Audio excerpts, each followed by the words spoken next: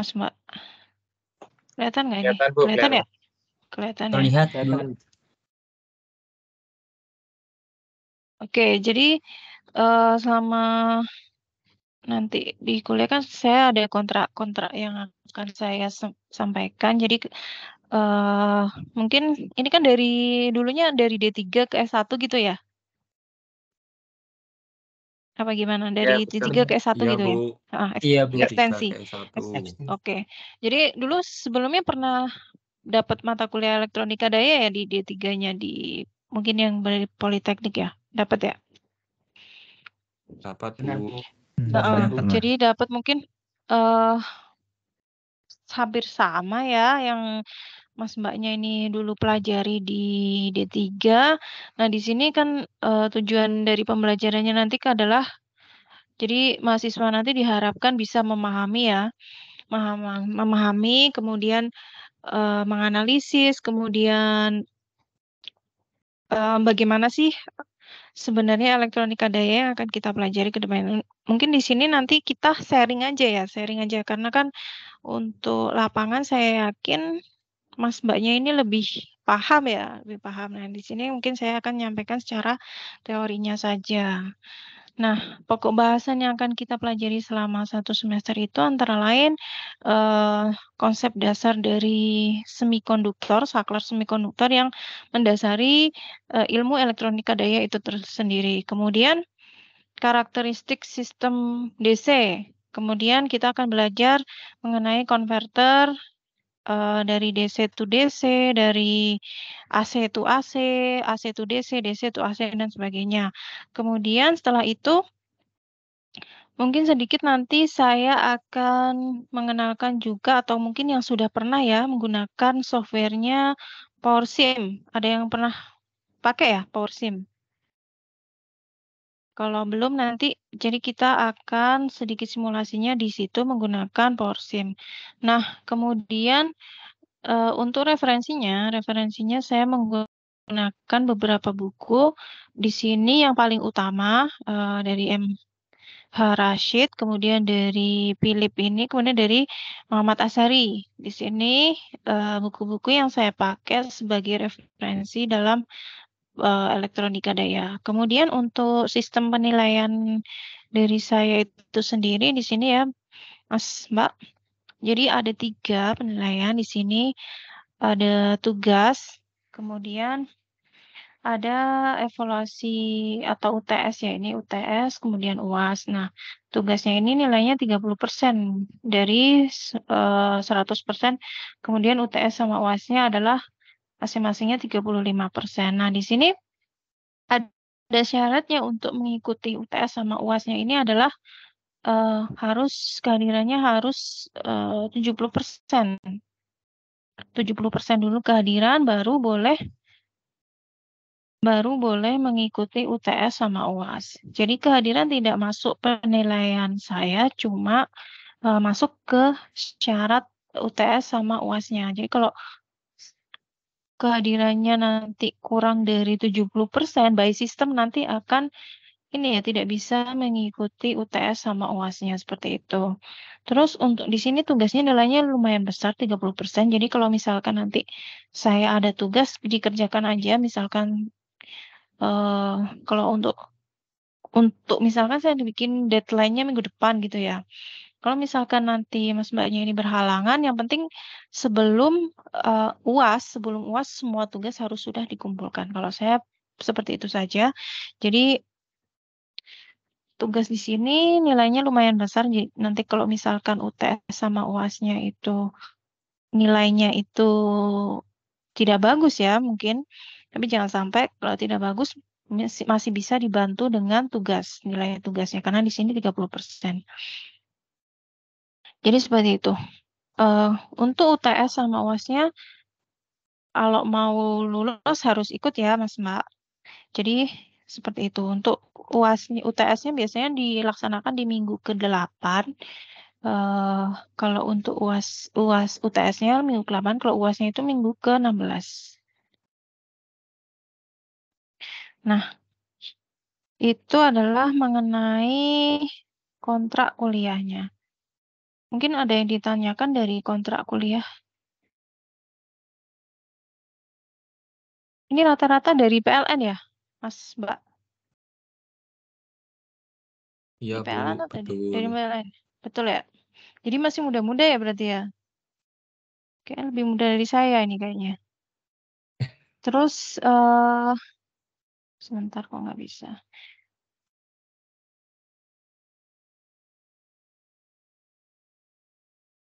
Ini sudah ya?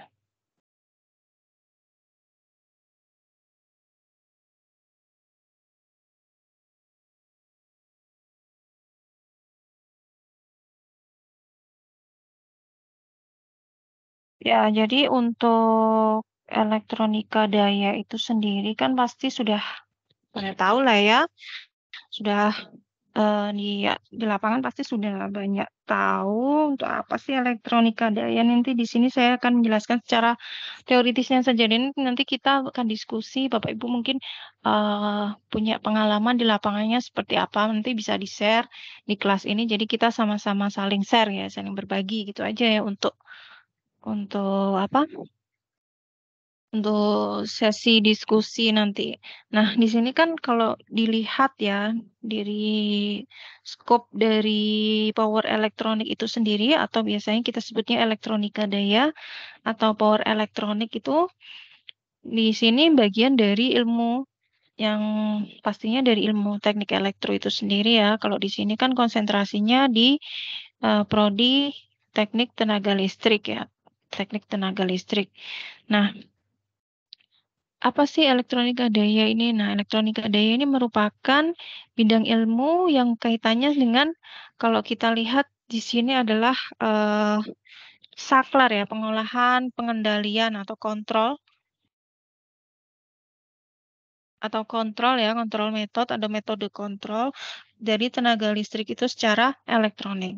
Nah, untuk perangkat pengolahannya itu dan pengendalian listrik itu disebut yang namanya, Bapak Ibu pasti sudah paham lah ya, namanya adalah konverter. Nah, di sini konverter ini kan bekerjanya secara eh, kalau apa konverter ini secara terhubung on atau terhubung off, nah itu atau berulang-ulang dalam periodenya itu sangat cepat, sangat singkat. Nah, untuk memanfaatkan saklar-saklar ini disebutnya namanya adalah semikonduktor. Nah, di situ. Nah, untuk konverter itu sendiri, secara dasarnya dari konverter itu sendiri, itu dibagi 4 di sini ya. Yang pertama adalah konverter AC to AC, atau AC to DC, atau biasanya disebut dengan rectifier. Bahasanya di sini adalah rectifier. Kemudian konverter dari DC to AC, biasanya disebut dengan inverter. Kemudian konverter AC to AC, atau misalnya disebut dengan AC controller, sama yang terakhir adalah DC to AC. Nah, jadi kombinasi atau gabungan dari berbagai macam konverter di sini itu akan nantinya menghasilkan perangkat-perangkat yang kita ketahui ya, misalkan yang bisa kita jumpai di rumah-rumah, rumah tangga, misalkan ada adaptor, kemudian UPS dan lain sebagainya yang kita ketahui. Nah, kemudian untuk konverter elektronika daya ini juga biasanya dipakai di dalam pengembangan dalam pembangkit ya, pembangkit listrik yang di sini yang terutama yang menggunakan energi terbarukan itu banyak menggunakan yang namanya membutuhkan konverter untuk penyesuaian atau penstabilan dari tegangan, kemudian mengatur keseimbangan dari daya terbangkit sama bebannya. Itu juga aplikasi dari konverter ini sendiri yang di sini adalah masuknya di elektronika daya, ilmu bidangnya di elektronika daya. Nah, kalau kita telaah dari teknologi ya, perkembangan teknologi dari konversi, sistem konversi energi di dunia atau sistem konverter ya, atau perkembangan dari pengkonversian energi ini sudah mengalami namanya sangat pesat ya, perkembangan sangat pesat di sini. Misalkan dulu kalau Bapak Ibu Mbak Masnya ini sudah tahu ya, kalau dulu itu kan yang namanya adaptor itu kan dari dari apa ya, tegangan DC diperoleh dari tegangan sumbernya AC ya. Nah, pada yang awal-awalnya itu sebelum sekarang ini tegangan DC-nya itu diperoleh langsung dari generator DC. Dari generator DC kemudian eh, tegangan DC-nya diperoleh dari generator DC atau motor AC-nya. Kemudian digandeng sama generator DC. Nah, selama perkembangannya itu ada yang namanya trafo. Nah, trafo ini yang dilengkapi sama semikonduktor dioda untuk penyarah tegangan. Nah, sekarang ini sudah dikembangkan, mungkin sudah dikembangkan yang lebih canggih lagi ya, tidak menggunakan trafo, tapi menggunakan SMPS, Switch Mode Power Supply, yang teknologinya jauh daripada yang awal-awal sistem konversi itu sendiri. Saya rasa jadi untuk 1 semester ke depan nanti kita akan belajar kebanyakan konverter ya, secara hitungan, sama simulasi. Simulasinya menggunakan power sim. Jadi di simulasi nanti kita akan melihat gelombang dari konverter AC ke DC, konverter DC ke DC dan sebagainya. Terus di sini kita akan belajarnya yang open loop saja ya Bapak Ibu. Jadi untuk sistem closed loopnya kita tidak membahas di sini nanti. Jadi selama 1 semester itu adalah seperti itu. Sistem AC, kemudian yang tadi ya, konverter tadi ya, konverter 1 fasa, kemudian yang 3 fasa juga. Nanti kita bahas secara hitungan sama simulasinya. Mungkin seperti itu saja sih dari saya untuk perkenalan terkait juga kontrak kuliah tadi ya. Mungkin ada yang ditanyakan untuk kontrak kuliahnya. Oh ya, untuk Permisi. tugasnya ya. Oh ya, sebentar ya Ya, saya lanjutkan. Untuk tugasnya nanti jika ada tugas itu kan nanti saya uploadnya di Teams ya. Jadi nanti saya bikin assignment gitu, terus nanti Mas Mbaknya ini uploadnya di situ, di assignment itu. Nanti sudah tahu belum assignmentnya, caranya? Jadi,